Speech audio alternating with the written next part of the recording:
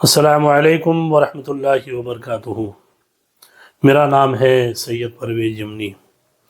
آج الحمدللہ ہم لوگ بہت بہترین باتیں سماعت فرمائیں گے اور اس پر عمل کرنے کی کوشش کریں گے۔ جو بھی مسئلے مسائل ہیں انشاءاللہ آپ لوگ آگے ویڈیو کے اندر دیکھیں گے اور اس پر عمل کرنے کی کوشش کریں گے۔ پاگل مجنون نے اگر جانور ذبح کیا تو یہ جانور ذبح نہیں ہوگا، قربانی نہیں ہوگی، نیا جانور ذبح کرنا پڑے گا۔ عاقل ہونا چاہیے، بالغ ہونا ضروری نہیں ہے۔ تو نابالغ بچہ بھی اگر ذبح کر لیتا ہے لیکن وہ عقل والا ہے، سمجھدار ہے، تو وہ قربانی کر سکتا ہے، آپ کا جانور حلال ہو جائے گا۔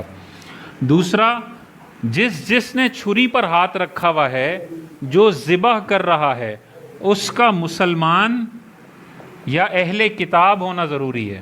اگر خدا نہ خواستہ جن کا چھری پر ہاتھ ہے اور جو ذبح کر رہے ہیں ان میں سے کوئی ایک، دو بندے ذبح کر رہے ہیں یا ایک ہی بندہ ہے اور وہ غیر مسلم ہے، جانور مردار ہو جائے گا اور قربانی ضائع ہو جائے گی۔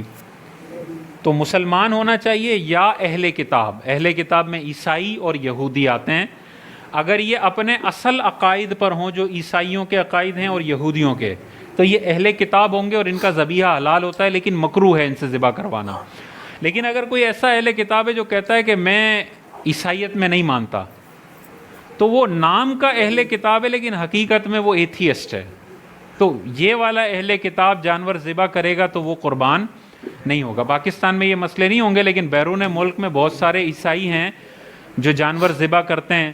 تو اب مسلمان کوئی ہم سے پوچھے کہ بھئی اہل کتاب کا ذبیحہ حلال ہے کہ نہیں، تو ہم کہیں گے حلال تو ہے، لیکن وہ اوریجنل اہل کتاب میں سے ہونا چاہیے۔ وہ کہے کہ میں عیسائیت میں نہیں مانتا ہوں یا میں خدا کے وجود کا منکر ہوں، تو وہ نام کا اہل کتاب یا مسلم ہے لیکن حقیقت میں وہ دہریہ ہے، ملحد ہے، ایتھیسٹ ہے، تو اہل کتاب۔ لیکن ادھر بھی کیوں جانا ہے ہم نے جانا ہے اسی طرف۔ مسلمان ہونا چاہیے، کسی بھی غیر مسلم کا ہاتھ آپ کی جانور کی ذبح کرتے وقت چھری پر نہ ہو۔ اگر ہندو ہے تو وہ جانور پکڑنے میں مدد دے سکتا ہے، اس کے پیر پکڑنے میں، اس کا جسم پکڑنے میں، لیکن ذبح کرتے وقت کسی بھی غیر مسلم کا جو اہل کتاب بھی نہ ہو اس کا ہاتھ نہیں ہونا چاہیے۔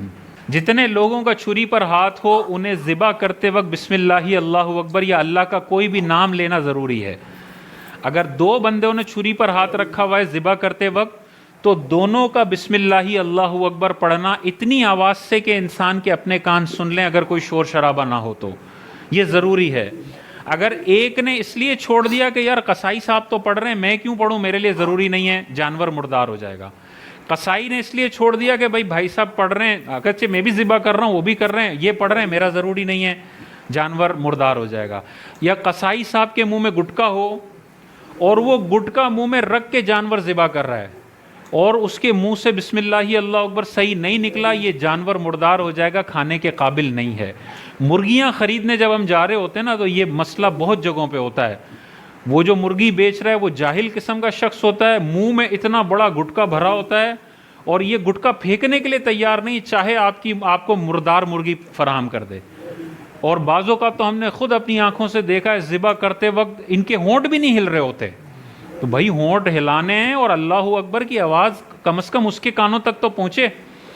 تو مرغی خریدتے وقت بھی ہم نے ایسے بندے سے خریدنی ہے جو ٹھیک بندہ ہو۔ کسی بد مذہب کی دکان سے مرغی یا گوشت والے آئٹم خریدنے میں احتیاط کریں۔ ہو سکتا ہے وہ ایسا بد مذہب ہو جس کی بد مذہبیت حد کفر تک پہنچی ہوئی ہو، تو وہ تو بسم اللہ اللہ اکبر پڑھ کے بھی مرغی ذبح کرے گا، یہ مرغی مردار ہے، پھینکنے والی، یہ کھائی نہیں جا سکتی۔ اور اگر کسی مسلمان سے کر رہے ہیں اور اس کے منہ میں گٹکا ہے تو اس کو کہیں بھائی گٹکا پہلے آپ نے باہر پھینکنا ہے اور پھر اتنی آواز سے بسم اللہ اللہ اکبر پڑھ کے مرغی ذبح کرنی ہے کہ میرے کانوں تک کم از کم آواز آئے۔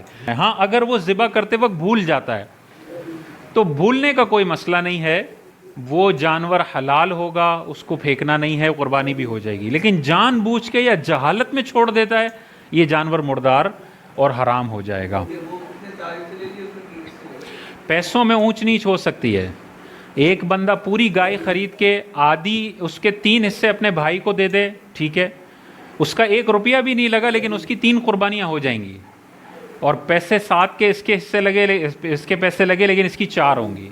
تو پیسے میں کوئی بھی ریشو ہو سکتا ہے، حصوں میں 7 سے پلس نہیں ہونا چاہیے، اور حصے جس کے جتنے ہیں ان میں گوشت وزن سے تقسیم ہونا چاہیے، یا سب میں کلیجی ڈال دیں تو پھر آپ وزن اوپر نیچے کر سکتے ہیں۔ تو آپ تمامی حضرات نے ویڈیو کو مکمل دیکھا، اللہ تعالیٰ کی بارگاہ میں دعا کرے کہ الہ العالمین ہم تمام لوگوں کو ایسی بری باتوں سے بچنے کی نیک توفیق عطا فرمائے اور اچھی باتوں پر عمل کرنے کی نیک توفیق عطا فرمائے۔